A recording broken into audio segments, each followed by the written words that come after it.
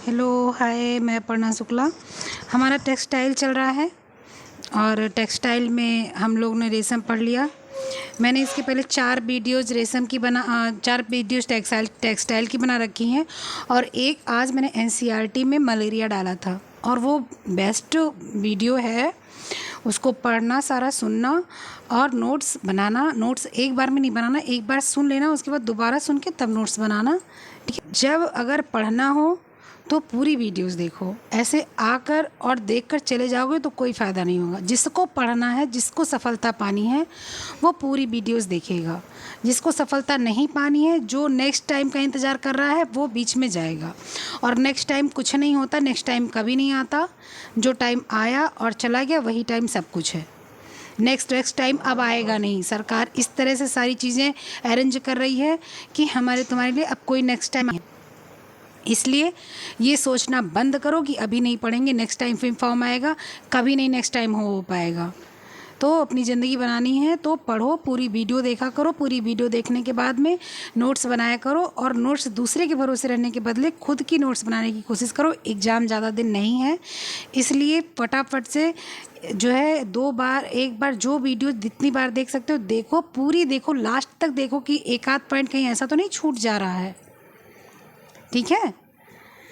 चलो ठीक है, फिर इसको आगे बढ़ने से पहले ही लाइक बोल देना, लाइक कर देना, शेयर कर देना, ताकि तुमको भी फ़ायदा हो, तुम्हारे मित्रों को भी फ़ायदा हो। और ये मैंने पिछली वीडियो में बोला था, ये होम साइंस है, होम साइंस सबको फ़ायदा पहुंचाता है, इसलिए तुम सबको बता सकते हो इस वीडियो के माध्यम से कि ऊन की क्या विशेषता होती है, ऊन पहनना कौन सा अच्छा है, कौन सा ऊन हमारे लिए अच्छा है।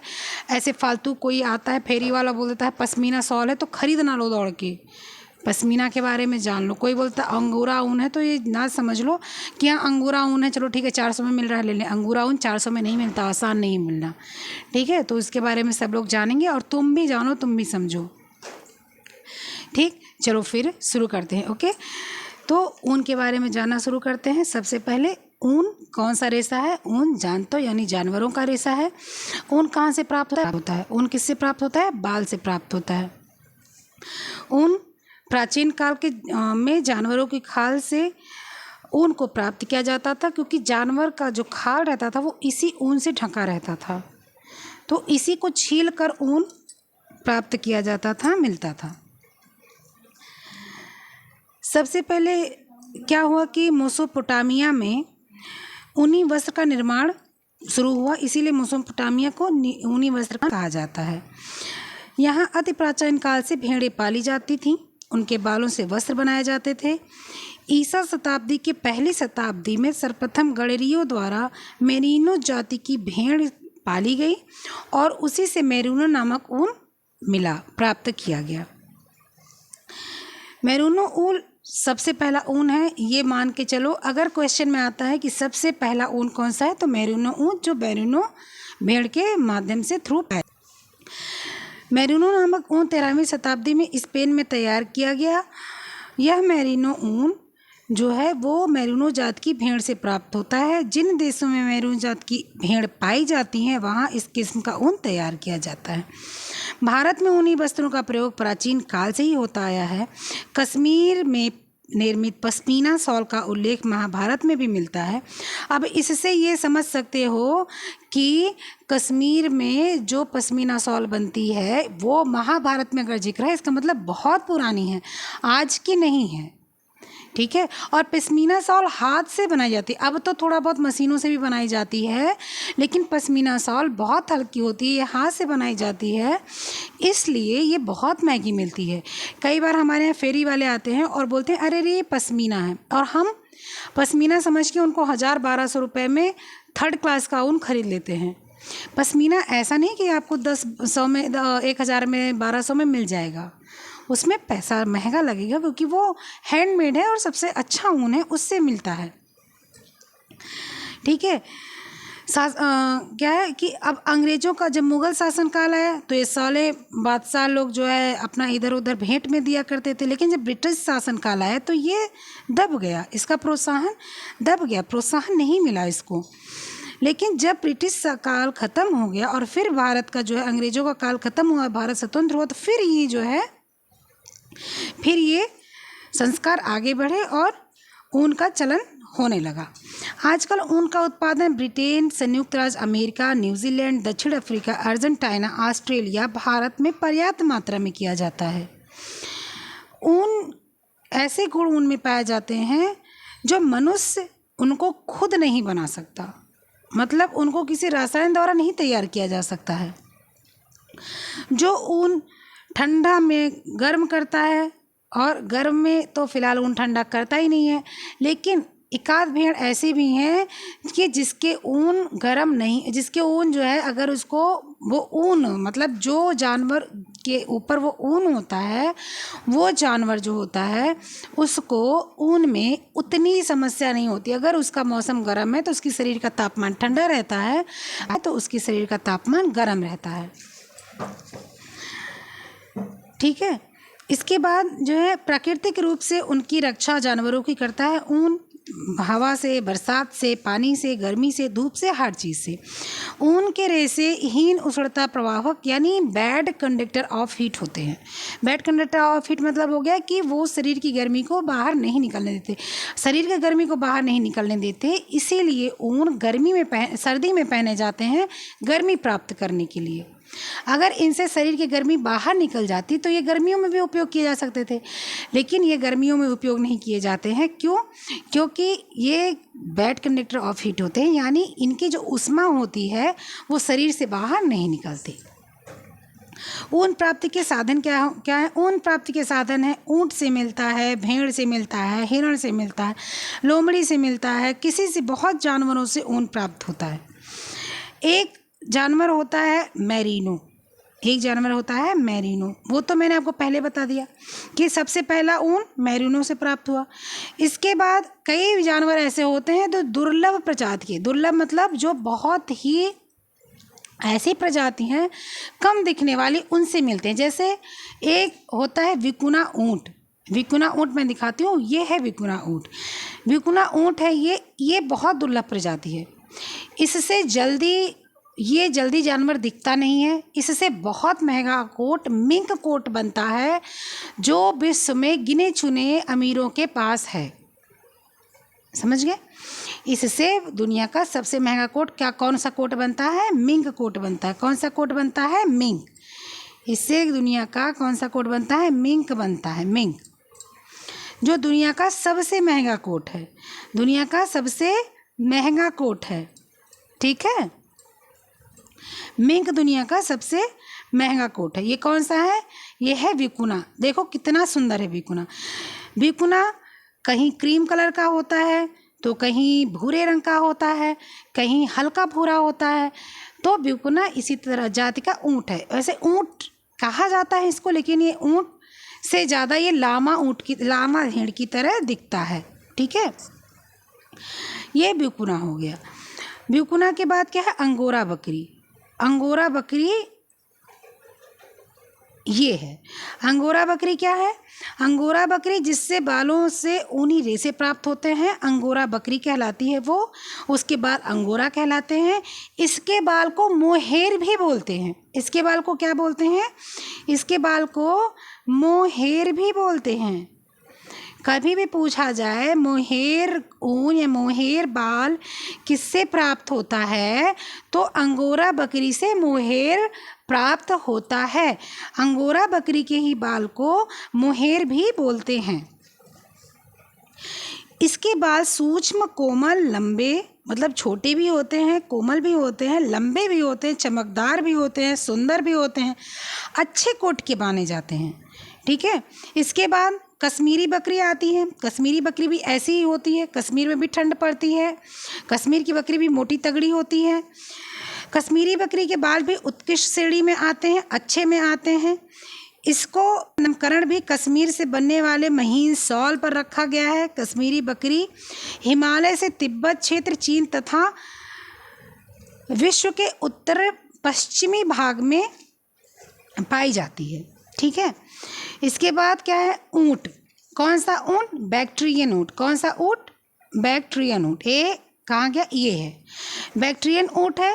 बैक्ट्रियन ऊँट या एशिया, चीन के उत्तरी पश्चिमी भाग, मंगोलिया में पाया जाता है। अरब में गर्म रेगिस्तान से लेकर साइबेरिया के ठंडे प्रदेशों तक इस जात के ऊँट पाए जाते हैं। इनके शरीर पर उपस्थित बाल अत्यधिक गर्मी और सर्दी से बचाते हैं। इनको जो है, इनके शरीर पे देखो इतने बाल हैं कि अगर बहुत सर्दी होती है तो भी ये बच जाते हैं, और अगर बहुत गर्मी होती है तो भी ये बच जाते हैं। इनके लिए वो बाल बैड कंडक्टर ऑफ हीट ना होकर गुड कंडक्टर ऑफ हीट है इनके लिए, और सबके लिए नहीं। और सब तो पहनेगा तो उसको गर्म करेगा, शरीर का तापमान बाहर नहीं जाने देगा, लेकिन इनके लिए वो ऐसा है कि अगर गर्मी है तो वो इसको ठंडा रखेगा और ठंडी है तो गर्म रखेगा। इसके बाद क्या है, इनके शरीर पर उपस्थित बाल इन्हें एवं सर्दी से बचाते हैं। इनके बालों के विशिष्ट गुण होते हैं, ये गर्मी में त्वचा को शीतलता तथा सर्दी में गर्माहट प्रदान करते हैं। उसके बाद क्या आता है, अल्पाका। अल्पाका ये है, अल्पाका मुख्यतः पेरू प्रदेश में पाया जाता है। यह जानवर लामा के समान दिखाई पड़ता है, परंतु यह लामा से थोड़ा छोटा होता है। ये लामा की तरह दिखाई पड़ता है, लामा की तरह, ठीक है। मैं यहीं शायद लामा, ये देखो ये लामा है और ये अल्पाका है। ये लामा है, ये लामा है और ये अल्पाका है। कैसा है, मिलता जुलता है ना, मिलता जुलता है। पूंछ देखो इसकी थोड़ी लंबी है, इसकी गोल है। पैर वगैरह इसका थोड़ा ज़्यादा ऊन है, इसमें थोड़ा उतना ऊन नहीं है, लेकिन देखो लंबाई वगैरह लामा की जैसे ही, दोनों अल्पाका लामा एक जैसे हैं।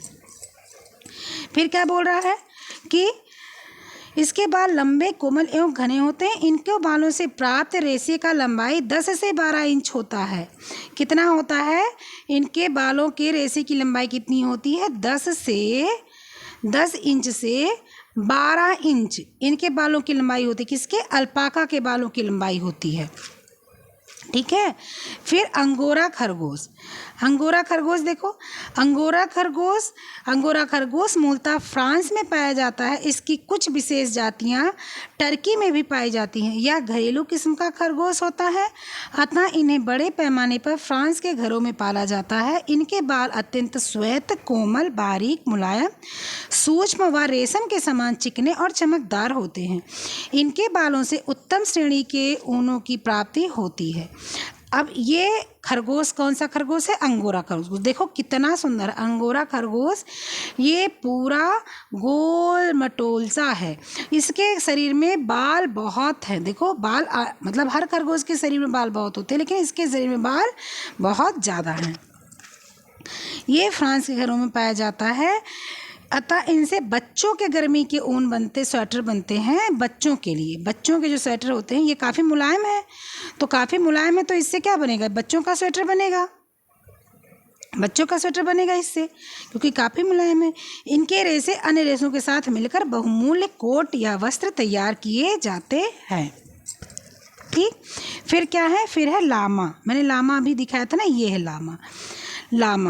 लामा भी ऊँट के जाति का पशु है। इसके बाल भी 2 परतें पाई जाती हैं, बालों की 2 परतें पाई जाती हैं। काफ़ी ऊपरी परत के बाल लंबे होते हैं, जो ये ऊपर दिख रहे हैं, ये ऊपर के जो बाल दिख रहे हैं, ये ऊपर एक हल्की परत है, ये ऊपर एक ये हल्की परत है, ये लंबे किस्म की है। लेकिन ये जो नीचे वाली परत या इसी बाल के नीचे की एक परत है, वो महीन है, छोटे बालों की परत है। नीचे के परत की बालों के मुलायम होते हैं, कोमल होते हैं और बारीक रेशे की प्राप्त होती है। इसके बालों से रेशम के समान चमक पाई जाती है। इसके बालों में रेशम के समान चमक पाई जाती है। किसमें, लामा में। लामा कहाँ पाया जाता है, दक्षिण अमेरिका में पाया जाता है। यह जानवर बालों के साथ साथ सामान ढोने के लिए भी प्रसिद्ध है। यह हम लोग पहले जान चुके हैं कि मेरिनो जात की भेड़ से प्राप्त ऊन सबसे अच्छे किस्म के होते हैं, जबकि साधारण किस्म के भेड़ों से प्राप्त ऊन निम्न कोटि के होते हैं। भेड़ों के शरीर से ऊन द्वारा हाथ से भी निकाला जाता है, उसको ट्रिमर से हाथ से काट के निकाला जाता है, और मशीन से भी उनके बालों को निकाला जाता है। उनको क्या होता है, या तो भाई घरेलू उत्पादन में भी 4, 6, 10 रख सकते हैं लोग, कश्मीर वगैरह में रखते हैं, या इसको एक बड़े पैमाने पर भी पालन किया जाता है। उससे क्या होता है कि बड़े पैमाने पर ऊन का, भेड़ का पालन होता है और उससे ऊन निकाले जाते हैं। वहाँ पर मशीनों द्वारा ऊन प्राप्त किए जाते हैं। ये देखो मेरिनो भेड़ मैंने दिखाया नहीं था। मेरिनो भेड़ देख रहे हो कितना ऊन है मेरिनो भेड़ में, मतलब बिल्कुल लदी कसी है ये।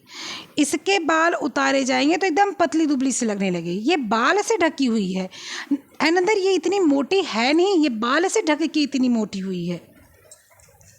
तो ये मेरिनो भेड़ है, ठीक है। तो ऊन के रेशों का वर्गीकरण निम्न प्रकार से किया जाता है। ऊन के रेशों का वर्गीकरण निम्न प्रकार से किया जाता है। निम्न प्रकार से किया जाता है मतलब कि ऊन का जो रेशा है उसका वर्गीकरण निम्न प्रकार से अलग अलग तरीके से किया जाता है। कैसे? मेमने का ऊन, भेड़ के बच्चे जिसे मेमना कहा जाता है, इसको 8 माह की उम्र में इसकी पीठ से उतार लिया जाता है। कितने में? 8 माह की। कितने में? 8 माह की। 8 माह कितने में? 8 माह की। 8 माह की उम्र में, 8 महीने की उम्र में इसके शरीर से जो है ऊन उतार लिया जाता है 8 माह में, ठीक है। मेमने को लैम्प ऊल भी बोलते हैं, यानी लैम्प मतलब मेमना होता है, लैम्प ऊल बोलते हैं मेमने को। और जो मेमना होता है उसका ऊन बहुत अच्छा होता है, क्योंकि बच्चा होता है तो बच्चे का ऊन बहुत ही मुलायम होता है, चमकदार होता है, रेशमी टाइप का होता है और मजबूत भी माना जाता है। होगेट ऊन, जब भेड़ों की अवस्था 12 से 14 माह की, कितने माह की हो जाती है? भेड़ों की अवस्था जब 12 से 14 माह की हो जाती है, तब कितने की? जब 12 से 14 माह की हो जाती है तब ये उतारा जाता है। और ये उतारा जब जाता है, जो परिपक्व अवस्था में काटा जाता है, ये भी उत्तम श्रेणी का होता है। हाँ, ये अनदर बात ये है, दूसरी बात ये है कि मेमने जितना उत्तम श्रेणी का नहीं होता है, लेकिन ये उत्तम श्रेणी का ऊन होता है। इसमें कोमलता, तन्यता भी अच्छी पाई जाती है। तन्यता मतलब मजबूती, कोमलता भी अच्छी पाई जाती है और तन्यता भी अच्छी पाई जाती है। बिदर ऊन, बिदर भेड़ के शरीर पर से एक बार ऊन कट जाने के बाद जब दोबारा ऊन काटा जाता है तब उस ऊन को बिदर ऊन कहते हैं। बिदर ऊन किसको कहते हैं? जब एक बार ऊन कट चुका है और दोबारा उस पर रोए जमे और दोबारा उस ऊन को काटा गया तो उसको क्या बोलते हैं? बिदर ऊन बोलते हैं। कौन सा ऊन बोलते हैं? बिदर ऊन बोलते हैं। इस समय भेड़ की आयु लगभग 14 माह की हो जाती है या उससे ऊपर भी हो जाती है। यह ऊन प्रायः मटमैली व गंदी सी होती है। खींची गई ऊन किसको कहते हैं? जीवित भेड़ों पर से उतरी हुई ऊन को फ्लीस ऊन कहते हैं। जीवित जो भेड़ होती है उससे जो ऊन उतारी जाती है उसको क्या बोलते हैं? फ्लीस बोलते हैं, फ्लीस। और जो मर जाती है ऊन उतारा जाता है उसको क्या बोलते हैं? खींची हुई ऊन बोलते हैं। उसको क्या बोलते हैं? पुल्ड ऊन बोलते हैं। जिन भेड़ों को मांस के लिए मारा जाता है उनके शरीर से चूना या बाल निकालने के लिए रसायन लगाकर खींचकर बाल निकाले जाते हैं। इनकी ऊन अच्छी नहीं होती है, रसायनों के लगने से जड़ से निर्बल पड़ जाती है, यानी कमज़ोर हो जाती है तथा खींचने से ऊन में तनाव पड़ जाता है। ऐसी खींची गई ऊन का रेशा 2 कारणों से घटिया प्रकार का होता है। पहला तो ये होता है कि मांस के लिए पाली जाने वाली भेड़ें प्रायः अच्छी प्रकार की ऊन नहीं होती हैं, क्योंकि उनको ऊन, भाई मांस के लिए पाला जा रहा तो ऊन के लिए क्यों पाला जाएगा? उनको ऊन से क्या लेना देना? उनको तो मार के खाया जाएगा या बेचा जाएगा। लेकिन जो रेशों के लिए पाला जाएगा वो तो उत्तम श्रेणी का होगा। और दूसरा क्या है? रेशों के जड़ को रसायनों के द्वारा बनाना, खींचना, निकालना, तो उसका भी ऊन खराब हो जाता है। अब मृत ऊन, डेड ऊन, भेड़ों को किसी आकस्मिक दुर्घटना से अगर मृत्यु हो जाती है, उनके शरीर से ऊन उतारी जाती है, इस प्रकार के ऊन को मृत ऊन कहते हैं, जो लो ग्रेड का ऊन माना जाता है। अभी देख लो यहाँ पर अंतर क्या है। एक अंतर क्या है कि मरी हुई भेड़ों से रसायन के द्वारा खींचकर ऊन उतारा जाता है, उसको पुल्ड ऊन बोलते हैं। और एक मृत बकरी से मृत ऊन निकाला जाता है, उसको लो ग्रेड क्लॉथ यानी ऊन बोलते हैं। उससे लो ग्रेड का कपड़ा बनता है। कोटी ऊन का क्या मतलब होता है? जो भेड़ें विपरीत जलवायु तथा परिस्थितियों में पलती हैं, उसके भोजन पर पर्याप्त ध्यान नहीं दिया जाता तो उनके शरीर के बाल उलझे गंदे से होते हैं, सटे आपस में होते हैं, सुंदर नहीं होते, उतना मुलायम नहीं होते, उन्हें कोटी ऊन कहते हैं। टैगलॉग ऊन क्या होता है? यह निम्नतम वर्ग का लोएस्ट क्लास का ऊन होता है, जो टूटा फूटा और बदरंग सा होता है। कॉर्पेट ऊन कौन सा होता है? कॉर्पेट ऊन वहाँ होता है जो कि दरी, कालीन, अन्य घटिया किस्म के वस्त्र का उपयोग को कॉर्पेट ऊन बोलते हैं। अब ऊन की श्रेणी क्या है? संसार में लगभग 40 जात की भेड़ें पाई जाती हैं। संकरण से लगभग 200 प्रकार, संकरण मतलब क्रॉस कराना, मतलब क्रॉस मतलब कि लामा है और लामा से जो है अल्पाका मिला दिया जाए तो वह क्रॉस हो गया, उससे अलग हो गया, तो उससे करीब 200 प्रकार की भेड़ें तैयार की गई और उन भेड़ों से ऊन की प्रजातियां आने लगी, मिलने लगी। प्रथम श्रेणी का ऊन कौन सा होता है? मेरूनो जात का प्रथम श्रेणी का ऊन होता है, जो केवल कहाँ पाया जाता है? स्पेन में पाया जाता है। स्पेन में मेरूनो मैंने यहाँ दिखाया था, ये है मेरिनो जात का कहाँ पाया जाता है? ये स्पेन में पाया जाता है। ये सर्वोत्तम प्रकार के ऊन होते हैं। इसके रेशों की लंबाई 1 इंच से 5 इंच तक होती है। कितनी होती है इसके रेशों की लंबाई? इसको रेशों की लंबाई 1 इंच से 5 इंच तक होती है। ठीक है, रेशों की, इसका रेशा कंफ्यूज नहीं होना, रेशा कंफ्यूजन नहीं करना है कि यहाँ कंफ्यूज बिल्कुल नहीं रहना। ठीक है, फिर क्या है? इसके रेशे पर्याप्त मजबूत, उत्तम और लचीलापन लिए होते हैं। इस ऊन में सबसे उत्तम प्रकार के ऊनी वस्त्र बनाए जाते हैं। इन ऊन सल्कों की संख्या प्रति इंच 3000 होती है। सल्क मतलब समझ रहे हो ना? सल्क मतलब होता है सेल। सल्क मतलब क्या होता है? सेल। और सेल की संख्या कितनी होती है? प्रति इंच, यानी प्रति इंच, हर 1 इंच पर 3000 सल्क होते हैं। ठीक है, 3000 सल्क जो सर्वाधिक होती है और श्रेष्ठ ऊन का परिचायक होता है। जब इसमें सल्क ज़्यादा होते हैं तो ये बढ़िया ऊन का परिचायक होता है। ठीक है, फिर द्वितीय श्रेणी का ऊन जो होता है वो अधिकतर इंग्लैंड, आयरलैंड, स्कॉटलैंड व वेल्स आदि स्थानों पर प्राप्त भेड़ों से पाया जाता है। इसके रेशों की लंबाई 2 से 4 इंच होती है। किससे? जो द्वितीय श्रेणी के, जो दूसरे श्रेणी के होते हैं, सेकेंड क्लास के जो ऊन होते हैं, इनका 2 इंच से 4 इंच। ये मेरिनो की बात नहीं हो रही, मेरिनो मत समझ लेना, मेरिनो की बात नहीं हो रही, ये अदर आयरलैंड, स्कॉटलैंड, वेल्स, यहाँ सब जो भेड़ पाए जाते हैं उनकी बात हो रही है। फिर तृतीय श्रेणी के ऊन, यह अधिकतर इंग्लैंड में प्राप्त भेड़ों से प्राप्त होते हैं। इनकी लंबाई कितनी होती? इनकी लंबाई होती 4 इंच से 18 इंच। ठीक है, ये किसकी बात कर रहे हैं? ये बात कर रहे हैं जो इंग्लैंड में ऊन पाए जाते हैं, इंग्लैंड में भेड़ पाई जाती है उनकी। चतुर्थ श्रेणी की जो भेड़ होती है उससे ऊन 1 इंच से 16 इंच तक, 1 इंच से 16 इंच तक पाया जाता है। ठीक है, या सतह पर सल्कों का अभाव रहता है। सल्कों मतलब बताया ना, सेल का, इनमें सेल का अभाव रहता है, इनमें सेल का अभाव रहता है। ये रेशे कुछ मोटे और कड़े भी होते हैं और ये चिकने व चमकदार तो होते हैं, इनमें मजबूती और प्रत्यास्थता की कमी होती है। इनका प्रयोग दरी, गलीचा, अन्य सस्ती चीज़ों में बनाने के लिए किया जाता है। अब विभिन्न श्रेणी और लंबाई के रेशे भिन्न भिन्न प्रकार से बुने जाने वाले विभिन्न प्रकार के वस्त्र बनते हैं। जैसे एक होता है ऊनी वस्त्र, एक वस्टेड वस्त्र यानी वस्टेड फैब्रिक और एक ऊनी फैब्रिक। वस्टेड वस्त्र 5 से 20 सेंटीमीटर, वस्टेड वस्त्र क्या होता है? 5 से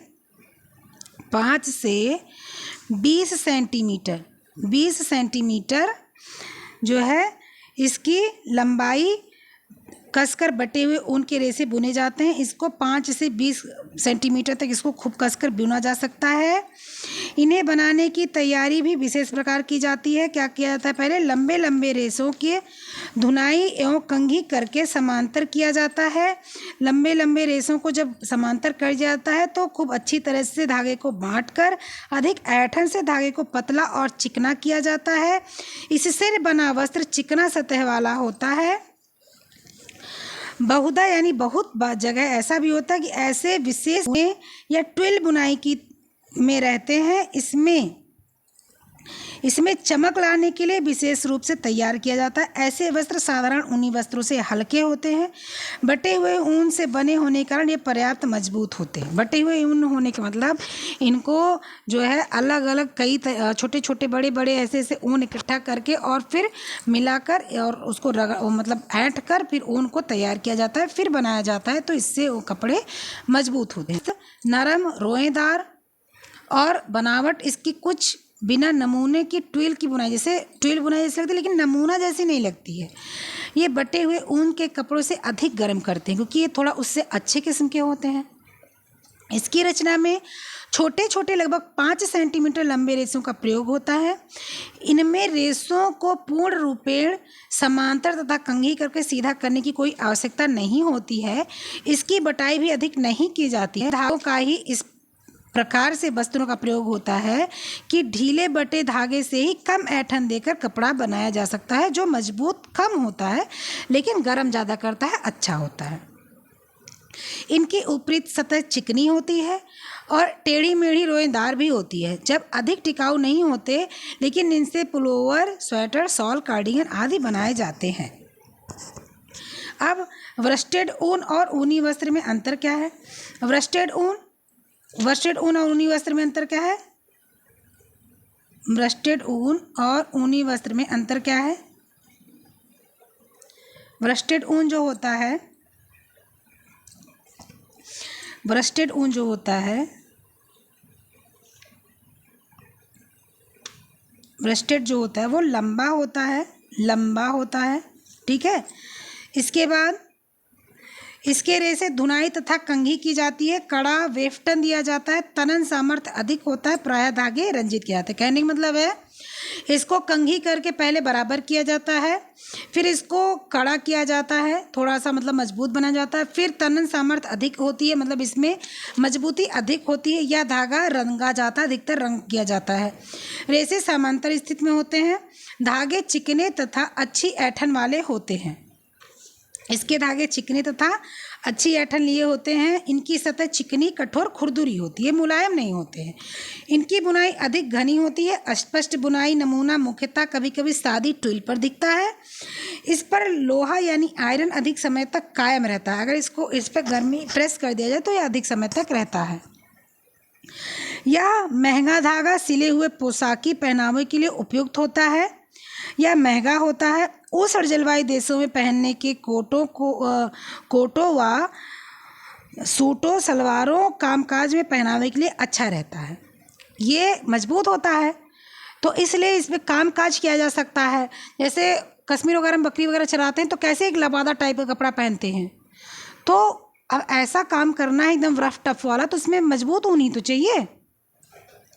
सतह चिकनी होने के कारण इनमें धूल, कण, मिट्टी व गंदगी सरलता से प्रवेश नहीं कर पाती। इस कारण वस्त्र जल्दी गंदे नहीं होते। दबाव पड़ने से इनका आकार नहीं बिगड़ता, साथ ही ये शीघ्रता से अपनी आकृति प्राप्त कर लेते हैं। इन पर कठोर परिसज्जा यानी हार्ड फिनिशिंग की जाती है, जिसके फलस्वरूप सतह चिकनी हो जाती है, जैसे झुलस ऐसी जाती है, ऐसा लगता है। इन्हें आसानी से दूसरे रेशों के साथ मिश्रित नहीं किया जा सकता। इनको दूसरे रेशों के साथ मिश्रित करना आसान नहीं। कौन है ये वस्टेड है। अब ऊनी वस्त्र समझ लो। अब समझ लो ऊनी वस्त्र समझ लेते हैं, ठीक है। ऊनी वस्त्र अभी तक क्या समझे? वस्टेड, अब ये है ऊनी, ठीक है। ऊनी क्या? इसके रेशे छोटे से बुने जाते हैं। रेशा छोटा होता है, केवल धुनाई की जाती है। अपेक्षाकृत ढीला वेफ्टन तैयार किया जाता है। ढीला इसका जो है धागा बनता है। धागे कमज़ोर होते हैं। रेशे असमता, मतलब कि रेशे जो है वो समान नहीं होते हैं, कहीं समान कहीं असमान होते हैं। कम मजबूत होते हैं क्योंकि इस पर ऐंठन कम दी जाती है। ये वस्टेड की अपेक्षा नमी ज़्यादा सोखते हैं। इनकी सतह मुलायम, रोएदार, मोटी होती है।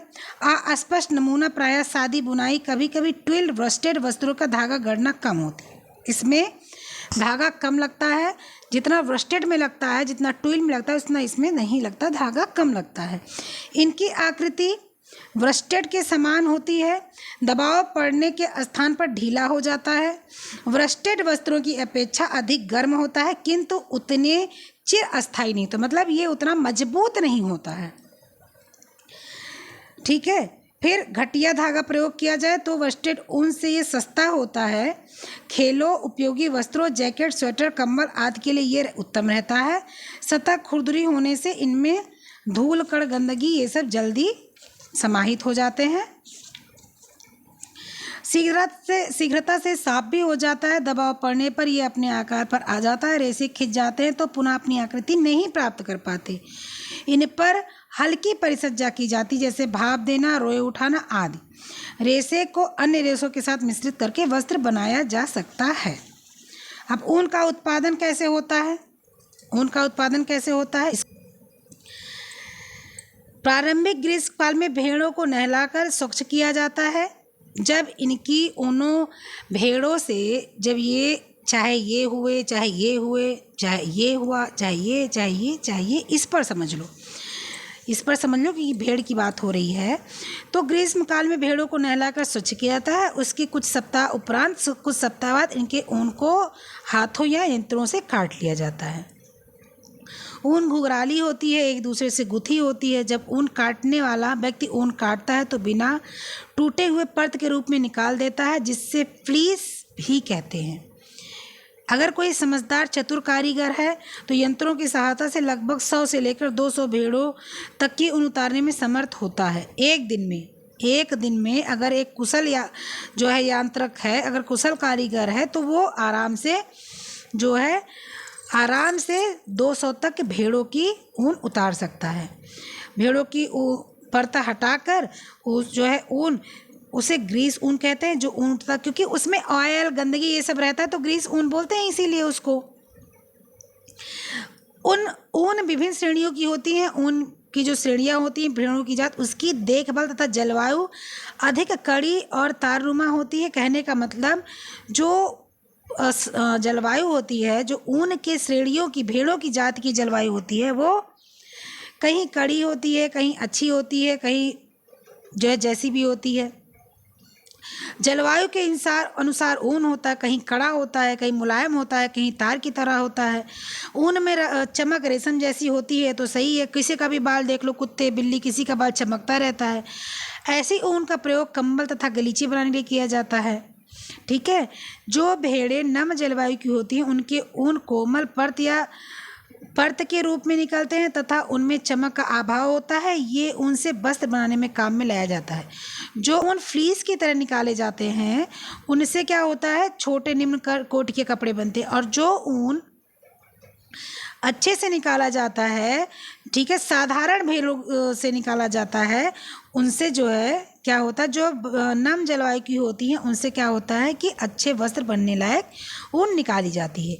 भेड़ों पर से ऊन की कटाई करने के अतिरिक्त उनके शरीर पर से ऊन खींचकर भी निकाली जाती है। साधारणतः ऐसी भेड़ों पर से खींचकर निकाली जाती है जिसका मांस बेचा जाना होता है। जैसे कोई भेड़ मर गई या मार दी गई तो उसको मशीन के द्वारा खींचकर ऊन निकाल लिया जाता है, जिसको खींचा हुआ बोला जाता है, जिसको पूर्ण ऊन बोला जाता है। तो इसको खींचकर मशीन से इसलिए निकाला जाता है ताकि ऊन एकदम साफ हो जाए और इसके चमड़ी को बेचा जा सके।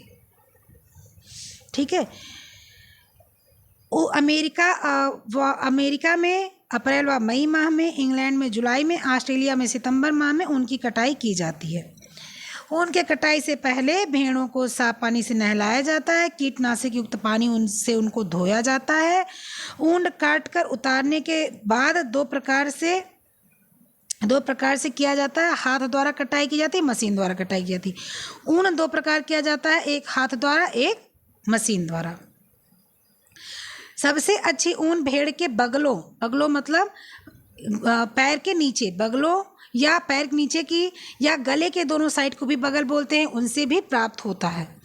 ठीक है।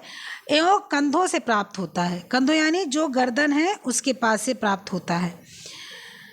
अलग अलग क्या कहते हैं, कंधों से प्राप्त, जिन्हें काटते समय अलग कर लेनी चाहिए। पेट, छाती, सिर एवं टांग की ऊन द्वितीय नंबर की होती है। पेट देखो, जैसे मैंने ये ऊन लगाया है, ये भेड़ मैंने लगाया है, ये भेड़ मैंने लगाया है। तो अब देखो ये भेड़ जो मैंने लगाया है क्या बोल रहा है कि इसके बगल बगल मतलब एक ये साइड और एक उस साइड, नेक्स्ट भी यही साइड, इससे क्या है एक उत्तम ऊन बगलों से, और कंधा, कंधा मतलब ये वाला चीज़, ये इससे बढ़िया किस्म का ऊन पाया जाता है। फिर पेट, ये छाती, ये फिर सिर, ये और इसके बाद टांग, ये इससे द्वितीय नंबर का ऊन पाया जाता है। ऊन काटने के पश्चात 100 से 160 किलोग्राम भार वाले बोरों में भर लिया जाता है। ऊन जब कट जाता है तो इन्हें या तो 60 या तो 160 किलोग्राम वाली बोरी में भर लिया जाता है। राजस्थान में मारवाड़ी भेड़ प्रतिवर्ष 1.5 किलोग्राम ऊन तथा जैसलमेरी भेड़ 2.5 किलोग्राम तक ऊन प्राप्त होती है। राजस्थान की जो राजस्थान की मारवाड़ी भेड़ है, मारवाड़ी, वो 1.5 किलो, और जो जैसलमेर की है, जैसल हम लिख रहे हैं, आप जैसल समझ लेना, जैसलमेर की जो है उससे 2.5 किलो ऊन करीब प्राप्त होता है। ठीक है, 2.5 किलो ऊन करीब प्राप्त होता है। श्रेणी करना तथा छांटना, पहले क्या किया, पहले शेयरिंग तथा सिप के बाल से कटाई, शेयरिंग ऑफ सिप की कटाई की। दूसरा श्रेणी करना या छांटना यानी गार्डिंग और शॉर्टिंग, चाहे गार्डिंग बोलो उसको चाहे शॉर्टिंग बोलो। उससे क्या होता है, ऊन को उतारने के उपरांत उनका श्रेणी किया जाता है यानी छांटा जाता है। छटाई करना यह प्रक्रिया जिससे ऊन की परतों को भिन्न भिन्न श्रेणी में विभाजित किया जाता है। ठीक है, कौन सी ऊन किधर है, कौन सी ऊन किसकी है। हाँ, एक भेड़ के शरीर से करीब 15 से 20 श्रेणियों के ऊन प्राप्त होते हैं। ठीक है, एक भेड़ के शरीर से करीब 15 से 20 श्रेणियों के ऊन प्राप्त होते हैं। वो 15 से 20 श्रेणी वाले ऊन का पिक मैं जो है व्हाट्सएप ग्रुप पे चाहे मैं टेलीग्राम ग्रुप, दोनों पे मैं सेंड कर दूंगी। वहाँ पर देख लेना कहाँ कहाँ से कौन कौन से ऊन प्राप्त होते हैं। ठीक है, ऊन के परतों को हाथों से तोड़कर उसके व्यास, शक्ति, रंग, रेशों आदि के आधार पर छांटा जाता है। जैसे पीठ पर, कंधे पर, बगलों से उतारी जाती है वह उत्तम हो गई, मैंने बताया। जो ऊन गले के सामने के भाग और पेट से उतारी जाती है और छोटी टूटी हुई साधारण गंदी सी होती है वो सेकंड हो गई। भेड़ के सिर की ऊन छोटी, कड़ी, सीधी और सबसे घटिया प्रकार की पाई जाती है। सिर, क्योंकि सिर हमेशा वो ऊपर रहता है, गंदगी, धूल, मिट्टी, लड़ाई झगड़ा जो भी होता है सब उसी से होता है, तो वो सबसे खराब होता है। फिर थर्ड क्या है, वॉशिंग एंड स्काउरिंग। पहला क्या था, पहला था सीरिंग ऑफ सिप, दूसरा था गार्डिंग एंड सॉर्टिंग, और तीसरा था वॉशिंग एंड स्काउरिंग। ठीक है, उससे क्या है, धोने तथा चमकाने की प्रक्रिया इसमें की जाती है। पहले ऊन को धोया जाता है, पंक्तबद्ध करके हौजों में ले जाकर इसको, बड़े बड़े हौज होते हैं उसमें साबुन और गर्म पानी के घोल से इसको खूब बढ़िया से साफ़ किया जाता है, इसकी गंदगी को साफ़ किया जाता है। उसके बाद इसको चमकाया जाता है ताकि ये चमक जाए। ऊन के रेशों को रंगना हो तो उसे सुखाने वाली मशीन पर भेज देते हैं। यदि ऐसा नहीं करना है तो उन रेशों को मध्य गर्म हवा में पहुंचाकर रेशों को सुखाया जाता है। और ऊन में 16% नमी जब रह जाती है तो चिकनाई को दूर करने के लिए कभी कभी बेंजीन का भी प्रयोग किया जाता है। ठीक, इसके बाद क्या है, कार्बनीकरण। चौथा है कार्बनीकरण, दूसरा था वॉशिंग एंड स्काउरिंग और चौथा है कार्बनीकरण। कार्बनीकरण मतलब होता है कार्बोनाइजिंग। कार्बोनाइजिंग का क्या मतलब होता है कि गंदगी, धूल आदि जब साफ कर दी जाती है तो जो अशुद्धियाँ रह जाती हैं वो अशुद्धियाँ हटाने के लिए कार्बोनाइजिंग की जाती है, जो हाइड्रोक्लोरिक एसिड के द्वारा की जाती है। इसमें क्या होता है कि एक हाइड्रोक्लोरिक एसिड होता है, उसमें ऊन को डुबाया जाता है। ऊन को डुबाने के बाद उसको निकाल लिया जाता है। उसके बाद दबा दबा कर उसके जो फालतू तेजाब होते हैं उसको निकाल लिया जाता है। इसके बाद नियंत्रित तापमान पर सावधानी पूर्वक ऊन को रखकर सुखाया जाता है। ये क्रिया करने के उपरांत ऊन के भार में जो है गिरावट आ जाती है, काफ़ी हद तक वो कम हो जाता है, यहाँ तक का 1/4 वो रह जाता है। फिर क्या आता है, ड्राइंग एंड ऑयलिंग। इसके उपरांत क्या होता है, चौथे नंबर पर क्या था, कार्बोनाइजिंग, और चौथे नंबर पर, पाँचवें नंबर पर ड्राइंग एंड ऑयलिंग। इसके उपरांत ऊन को स्वच्छ गर्म पानी में धोया जाता है और लकड़ी के डंडों पर सुखाने के लिए ऊन को लटका दिया जाता है या फैला दिया जाता है। जब सूख जाता है, कड़ा हो जाता है और कड़ा होने में कुछ समय बाकी रहता है, कुछ गीला ही छोड़ जाता है, तब ऊन को लचीला और नरम रखने के लिए जैतून का तेल, सुअर की चर्बी, ग्लिसरीन आदि लगाया जाता है। इस प्रक्रिया में ऊन को लगभग 2 सप्ताह तक रखना पड़ता है। फिर क्या होता है, फिर रंगा जाता है।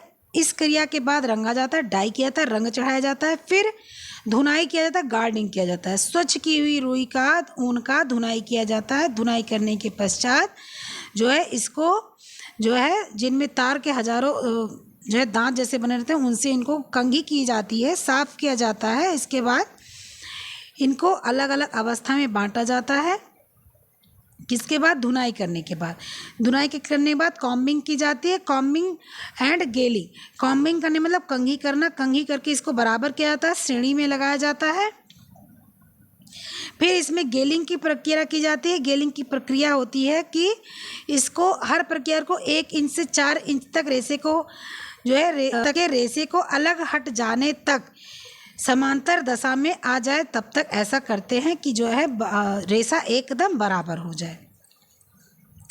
ठीक है, इसके बाद इसको ड्राइंग किया जाता है, यानी खिंचाई की जाती है। इस प्रक्रिया से कंघी करने की ही विकसित प्रक्रिया है। इसको खींच कर बराबर किया जाता है। जो छोटे मोटे ऊन हैं वो अलग हो जाते हैं, जो लंबे लंबे ऊन हैं वो अलग हो जाते हैं।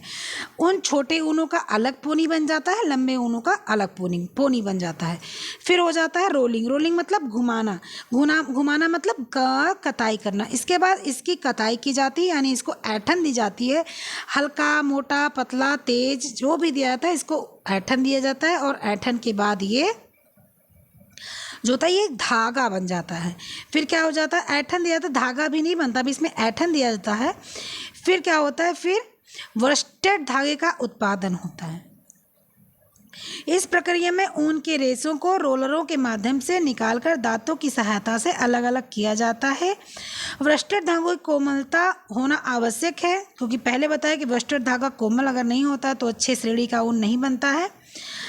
जितना ही इसकी प्रक्रिया मध्यम से संभव होती है, उतना ही माध्यम से इसको संभव किया जाता है ताकि अच्छा ऊन प्राप्त हो सके। इसके बाद क्या किया जाता है, इसके बाद स्पिनिंग की जाती है। स्पिनिंग करने के बाद इसकी कताई होती है, यानी धागा तैयार होता है। फिर जब धागा तैयार हो जाता है तो इसकी बुनाई की जाती है। बुनाई करने के बाद ऊनी वस्त्रों की प्रायः सादी बुनाई अथवा ट्विल बुनाई होती है, क्योंकि मजबूत होना चाहिए पहनने के लिए और गर्म होना चाहिए। सादी और ट्विल बुनाई गजीन होती, घनी होती है, ताकि जो है हवा इसमें अंदर ना पास कर सके। वोर्स्टेड से कपड़े अच्छे बनते हैं और जो मोटे ऊन जो होते हैं वो उनसे खराब कपड़े बनते हैं, निम्न तबके के ऊन बनते हैं। रंगाई तथा ब्लीचिंग, इसके बाद इस पर ब्लीचिंग रंगाई की जाती है। रंगाई करने के बाद इस पर ब्लीचिंग की जाती है, यानी कि इसको चमकाने की क्रिया की जाती है। ब्लीचिंग से जो पीलापन आ जाता है, इतने सारे प्रोसेसिंग करने के बाद जो पीलापन आ जाता है उसको ब्लीचिंग के माध्यम से हटाते हैं। उसके बाद कहता है फिनिशिंग की जाती है। फिनिशिंग क्या की जाती है, ऊनी वस्त्रों की सुंदरता परिसज्जा निर्भर करती है। वोर्स्टेड कपड़े को जिस समय करघे से उतारा जाता है उस समय ऐसा दिखाई देता है मानो उसकी परिसज्जा की जा चुकी है। ऊनी वस्त्र आकर्षण रहित होते, मतलब उनके आकर्षण नहीं होता, उनको बाद में परिसज्जा करना पड़ता है, रोए हटाने पड़ते हैं, इस्त्री करना पड़ता है, उसकी सतह को छील कर बराबर करना पड़ता है, मरम्मत करना पड़ता है, रोए उठाना पड़ता है। उसके बाद इतने सारे प्रोसीजर के बाद जो है ये ऊन कपड़ा बनकर मार्केट में तैयार होता है। समझ गए। अब ऊन की विशेषताएं क्या क्या होती हैं। ऊन की विशेषताएं होती है, भौतिक विशेषता है, संगठन क्या है ऊन का, नाइट्रोजन, प्रोटीन से बना होता है रेशा। कौन सी प्रोटीन होती है, कैरोटीन, जो हमारे बाल में पाई जाती है। केवल ऊन का रेशा ही होता है जिसमें गंधक का अंग मिश्रित होता है। इसमें 50% कार्बन, 22 से 25% ऑक्सीजन, 16 से 17%, 7% हाइड्रोजन तथा 3 से 4% तक गंधक मिलकर कैरोटीन नामक प्रोटीन का निर्माण होता है। स्कोपिक जो है, अगर इसको आकृति देखी जाए तो ऊन का रेशा टेढ़ा मेढ़ा होता है, दोनों छोर पर नुकीला होता है और मध्यम भाग में कुछ गोलाकार रहता है। इसकी रचना बहुकोशिकीय होती है। ठीक है, इसको अगर माइक्रोस्कोप से देखा जाए तो रेशा स्पष्ट रूप से 2 या 3 परतों में दिखाई देता है। माइक्रोस्कोप से ऊनी रेशे काट देखने पर इसमें 3 परतें स्पष्ट रूप से दिखाई पड़ती हैं। ये परतें कौन कौन सी होती हैं? एक बाह्य परतें, आउटर लेयर क्यूटिकल जिसको बोलते हैं, एक मध्य परत जिसको मिडिल लेयर कॉर्टेक्स बोलते हैं, और एक अंदर परत की बोलते हैं, अंतः परत बोलते हैं, इसे मेडुला बोलते हैं। ठीक है, तो इसकी 3 लेयर होती है। कौन कौन सी लेयर होती है? बाह्य परत, क्यूटिकल, मध्य कॉर्टेक्स और 3 परत होती है। किसकी 3 परत होती है?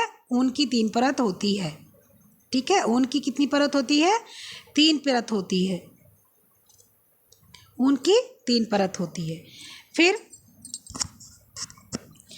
रेशे की दृढ़ता जो होती है, रेशे की दृढ़ता ऊन सभी प्राकृतिक रेशे से सबसे अधिक निर्बल माना जाता है। इसकी तन्यता में कमी होती है, मतलब इलास्टिसिटी कम होती है। जब ये गीली होती है तब इसकी शक्ति 25% तक नष्ट हो जाती है, मतलब कमज़ोर होती है। देखो कई जब हम लोग स्वेटर वगैरह खरीदते हैं तो उसमें लिखा होता है लटका के ना सुखाएं। लटका के सूखने से ऊन खराब होती है। जो बेस्ट ऊन से मान लो अंगोरा स्वेटर खरीद लिया तो उससे जो है अगर उसको लटका के सुखा दो तो ऊन खराब हो जाता है। मेरे पास अंगोरा स्वेटर है, कार्डिगन है, तो उसको मैं जब भी धुलती हूँ तो मैं कोशिश करती हूँ कि मैं कुर्सी लेकर जाऊँ और कुर्सी पे डालूँ। उसको मैं इजी में या हाथ नहाने वाले साबुन से या शैम्पू से धुलती हूँ, उसको मैं कुर्सी पे सुखाती हूँ, क्योंकि अगर उसको लटका दिया जाएगा तो ख़राब हो जाएगा। उसी तरह से जो ऊनों की जो है वो उतनी मजबूत नहीं होती है जितना मजबूत और रेशा होता है। ठीक है, इसमें तनाव की भी कमी होती है, मजबूती की भी कमी होती है। लंबाई इसकी क्या होती है कि ऊनी रेशे की लंबाई सामान्यतः 1 से 4 इंच होती है, परंतु कभी कभी रेशे ज़्यादा लंबे भी हो जाते हैं, 7 से 8 इंच। कहने का मतलब है 8 इंच से लंबे रेशे नहीं होते हैं, 1 इंच से छोटे रेशे भी मिलना मुश्किल है, हो भी सकते हैं कभी कभी। बिल्कुल अभी कटा है फिर तुरंत काट दिया जाए तो छोटे भी हो सकते हैं, इसमें कोई बड़ी बात नहीं है। चमक भेड़ों की जात और किस्म पर जो है निर्भर करता है। जो जैसा होगा वैसा उसमें मिलेगा। उत्तम कोटि का होगा तो एक अलग चमक होगी, निम्न कोटि का होगा अलग चमक होगी, कम चमक होगी। रंग प्राकृतिक रूप से जो है विविध प्रकार का उपलब्ध होता है, कहीं भूरा, कहीं सफ़ेद, कहीं क्रीम, कहीं काला, कहीं नीला, तो वो प्राकृतिक रंग है। रंग इस पर चढ़ाया भी जाता है। लचीलापन, इसमें लचीलापन होता है। जैसे बाल को कभी खींचो तो कैसे होता है, अपना बाल कभी टूटा हो अगर तो मानसून सीजन में बाल बहुत झड़ता है तो तोड़ना नहीं, कभी कहीं बाल गिरा हो उसको खींचो तो देखो कैसे इलास्टिक के जैसे फैल जाता है। और इसको एक नाखून से दबाकर खींच दो और छोड़ दो तो लास्ट जब छोर छूटेगा तो एक स्प्रिंग के तरह से बाल हो जाता है। तो उसी तरह से इलास्टिसिटी इसमें होती है। उनमें कई वो होते हैं, सेल होते हैं, तो झुर्री भी पड़ जाती है। इसके बाद में जब इसको दबा कर छोड़ दो तो ये फूल भी जाता है। यदि ऊन धीरे धीरे खींचा जाए तो जो है स्प्रिंग की तरह बन जाता है, ये भी मैंने बताया। ठीक है, तो ये लचीलापन होता है। लहरियापन, ऊन देखने में लहराव, अगर इसको माइक्रोस्कोप से देखा जाए तो बताया जाता है ना ये लहरापन, इसमें लहराव होता है, इसमें ऐंठन होती है। संकुचन, ये दबाव डालो तो सिकुड़ जाता है। नमी के प्रभाव, जब नमी या ताप का प्रभाव पड़ता है तब भी सिकुड़ जाता है, और जब ये सूखता है तो फूल जाता है, खुल जाता है। ठीक है, सूखने पर ये आपस में सटने लगता है। इससे जब ये होता है नमी या ताप का प्रभाव पड़ता है तो रेशे सिकुड़ जाते, फूल जाते, फूल कर खुल जाते हैं।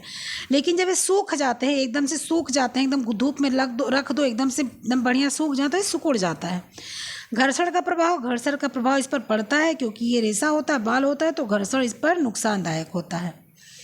ताप का जो है संचालक, ये जो है गुड कंडक्टर ऑफ हीट नहीं होता, बैड कंडक्टर ऑफ हीट होता है। इसीलिए शरीर की जो ऊष्मा होती है ये बाहर नहीं निकलती है, शरीर की ऊष्मा अंदर ही रहती है।